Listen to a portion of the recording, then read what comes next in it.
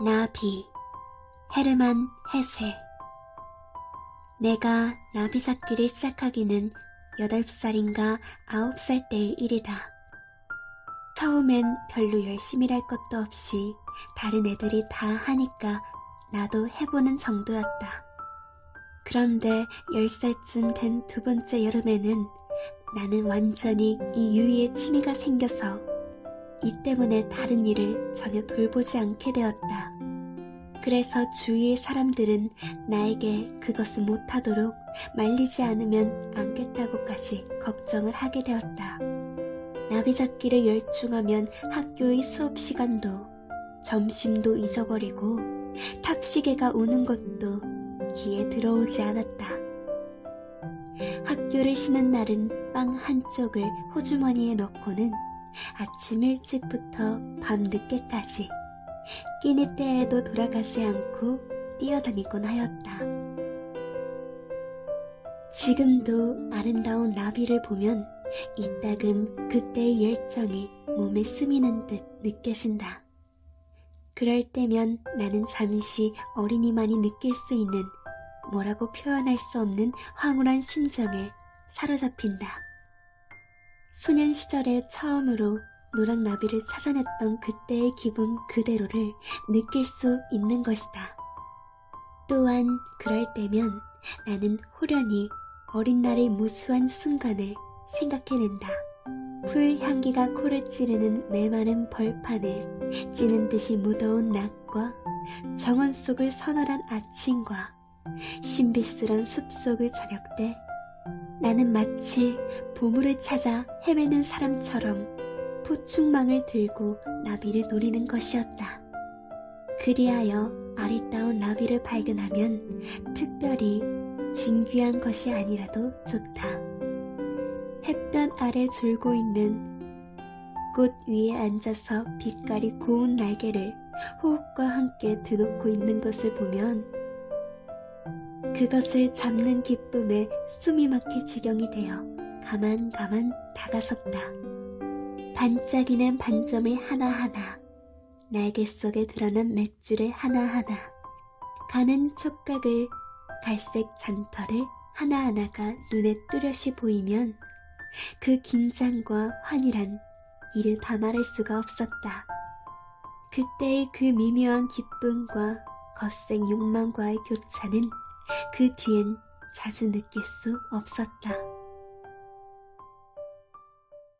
부모님께서는 훌륭한 도구는 하나도 마련해 주시지 않아서 나는 내가 잡은 나비들을 낡은 헌 종이 상자에다 간추려 두는 수밖에 없었다. 병마개에서 뽑은 동그란 코르크를 밑바닥에다 발라붙이고 그 위에 핀을 꽂는 것이었다. 이렇게 초라한 상자 속에다 나는 나의 보물을 간직했다. 처음 한동안 나는 나의 수집물을 동무들에게 즐겨 보여주기도 하였으나 동무들이 가진 도구는 대개 유리뚜껑의 나무 상자에 푸른빛 가아제를 친 사육 상자와 그 밖에 여러 가지 사치한 것들이었으므로 내가 가진 유치한 설비를 더 자랑할 수가 없게 되었다. 뿐만 아니라 극히 대견하고 센세이셔널한 나비가 손에 들어와도 남에게는 비밀로 하고 내 누이들에게만 이것을 보여주곤 하였다. 어느 때 나는 우리 고장에서 보기 드문 푸른 날개의 나비를 잡았었다. 날개를 펴서 그것을 말린 다음에 나는 하도 마음이 흡족하고 자랑스러워 꼭 이웃집 아이에게만은 보여주리라고 생각했다. 이웃집 아이란 뜰 건너편 집에 사는 고원의 아들이다. 이 소녀는 흠을 잡을 수 없을 만큼 깜찍한 녀석으로 아이로서는 어딘지 못마땅한 데가 없지도 않았다. 그의 수집물은 그리 대단하지는 않았으나 깨끗한 점과 솜씨가 정확한 점으로는 보석을 간직한 것과 다름이 없었다. 게다가 그는 찢긴 헌 나비의 날개를 풀로 이어 맞추는 남이 잘 못하는 어려운 기술을 가지고 있었다. 어쨌든 모든 점에서 그는 모범 소년이었다. 그 때문에 나는 감탄을 마지 않으면서도 그를 속으로 미워했다. 이 소년에게 푸른 날개의 나비를 보였다. 그는 무슨 전문가나 되는 듯이 그것을 감정하고 나더니 신기한 것임을 자기도 인정하면서 10전짜리 값은 된다고 하였다. 그러나 이 반면에 그는 트집을 잡기 시작하여 날개를 편 방식이 나쁘다느니 오른쪽 촉각이 비틀어졌다느니 왼쪽 촉각이 뻗어 있다느니 그 위에 다리가 2개 떨어졌다느니 하며 제법 그럴듯한 결함을 늘어놓았다. 나는 그러한 결점을 그다지 대단한 것이라고는 생각지 않았으나 그의 혹평으로 하여 내 푸른 날개의 나비에 대한 기쁨은 다분히 허물어지고 말았다. 그래서 나는 2번 다시 그에게 수집물을 보여주지 않았다. 이때가 지나서 우리는 꽤 머리가 굵은 소년이 되었는데 그때도 나의 나비 잡기에 대한 열정은 변함이 없었다. 그때 이웃집 에밀이 점박이를 대기에서 길러냈다는 소문이 퍼졌다. 나는 이 말을 들을 때만큼 흥분한 적이 없었다. 내가 아는 동물들 중에서는 아직 점박이를 잡은 사람이 없었다. 나 역시 내가 가진 낡은 책에서 그림을 보았을 뿐이다. 나비 이름을 알면서도 아직 잡아보지 못한 것 중에서 나는 점박이를 어느 것보다도 가지고 싶어 했다. 몇 번이고 나는 책 속의 그림을 들여다보았다. 한 동무는 내게 이런 말을 하였다.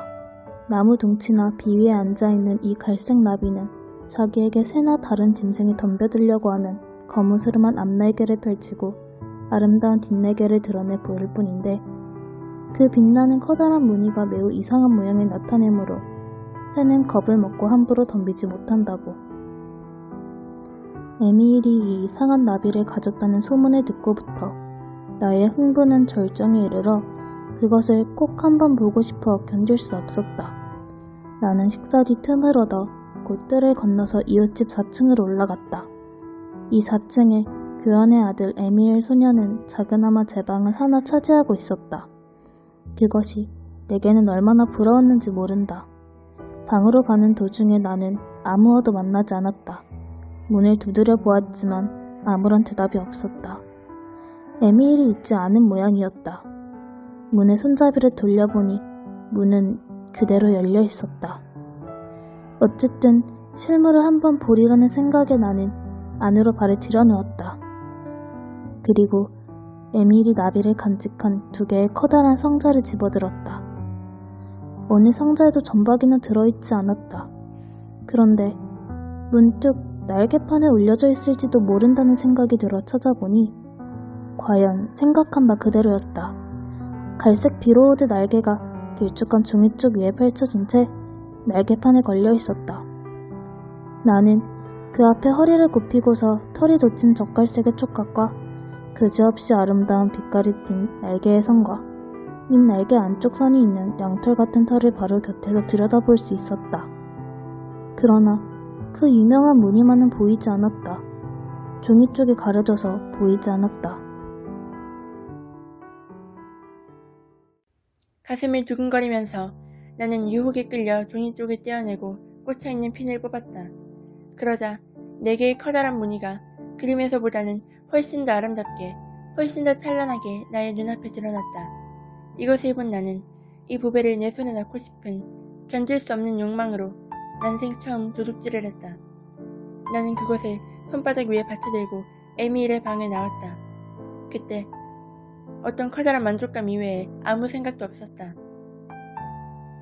나비를 오른쪽 손에 감추고 층층자리에 내려섰다. 이때다. 아래편에서 위로 올라오는 발자국 소리가 났다. 이 순간 나의 양심의 눈은 떠졌다.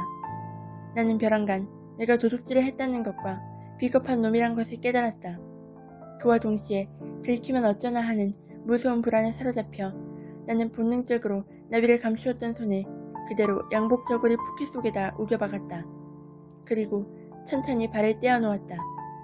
그러면서 속으로 안 될 일을 했다는 부끄러운 생각에 가심이 서늘해졌다. 나는 뒤미쳐 올라온 하녀와 어물어물 엇갈려서 가슴을 두근거리고 이마에 땀을 흘리며 침착을 잃고 벌벌 떨며 현관에 우뚝 섰다. 이 나비를 가져서는 안 된다. 될 수만 있으면 그 전대로 돌려놓아야겠다. 나는 이런 생각으로 마음이 괴로웠다. 그리고 혹시 다른 사람의 눈에 띄지는 않을까 이 점을 극도로 무서워하면서도 날쌔게 발을 돌려 층계를 뛰어올라 1분 후에는 다시 에미일의 방 가운데 자신이 서 있다는 것을 알게 되었다. 나는 포켓에서 손을 뽑아 나비를 책상 위에다 꺼내놓았다. 나는 그것을 보기 전에 벌써 어떤 불행한 일이 생겼다는 것쯤은 미리 짐작했었다. 그저 울고 싶은 생각뿐이었다. 아니나 다를까 전박이는 보기 싫게 망가져서 앞 날개 하나와 촉각 한 개가 떨어져 버렸다. 떨어진 날개를 조심스레 포켓 속에서 끄집어내려고 하니까 그나마 산산이 부서져서 이제는 이어붙일 수조차 없게 되었다. 도둑질을 했다는 생각보다도 그 아름답고 찬란한 나비를 자기 손으로 망가뜨렸다는 것이 나로서는 더 괴로운 일이었다. 날개에 있는 작은 갈색분이 온통 나의 손끝에 묻은 것을 보았다. 그리고 또 산산이 부서진 날개가 책상 위에 이리저리 흩어진 것을 보았다. 그것을 원형대로 고쳐놓을 수만 있다면 나는 그 대신 내가 가진 어떠한 물건이든지 즐거움이든지를 기꺼이 버릴 수 있을 것이다.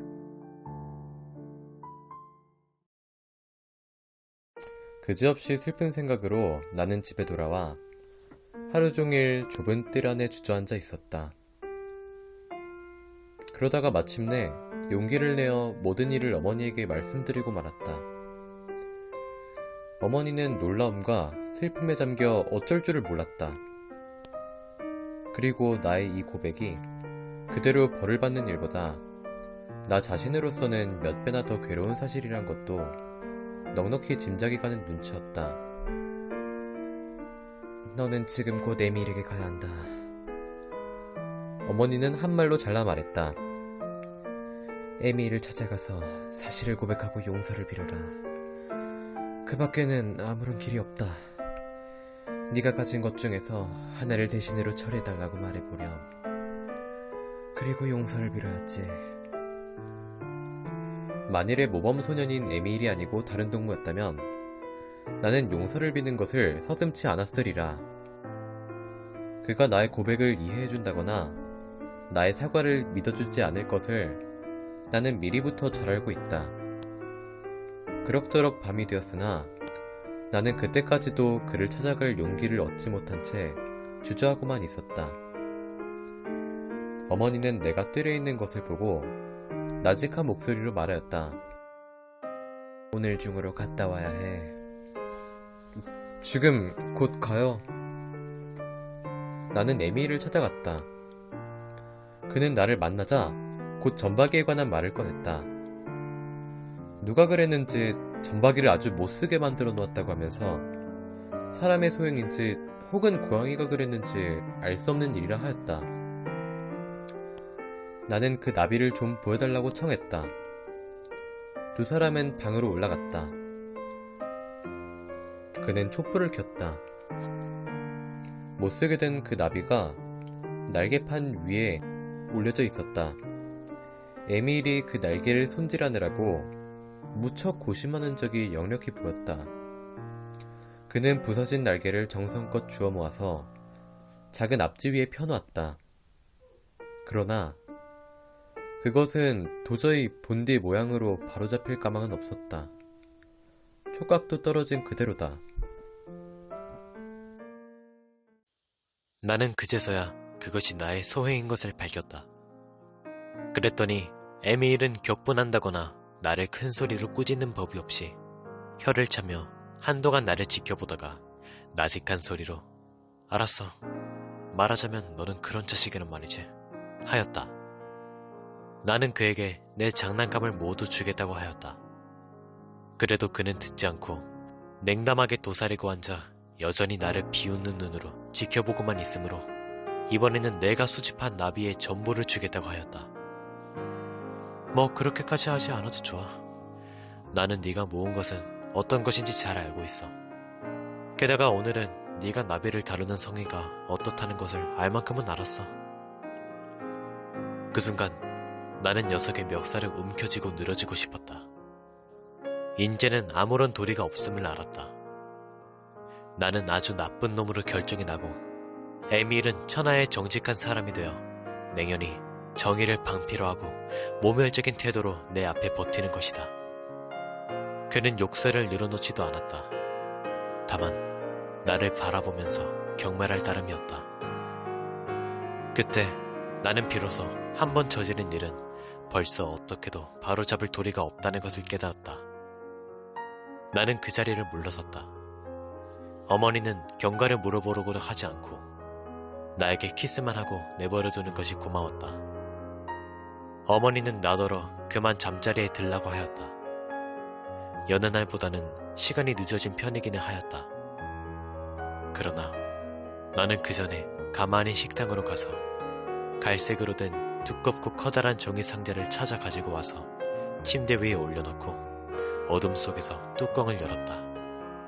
그리고 그 속에 든 나비들을 하나하나 끄집어내어 손끝으로 비벼서 못쓰게 가루를 내어버렸다.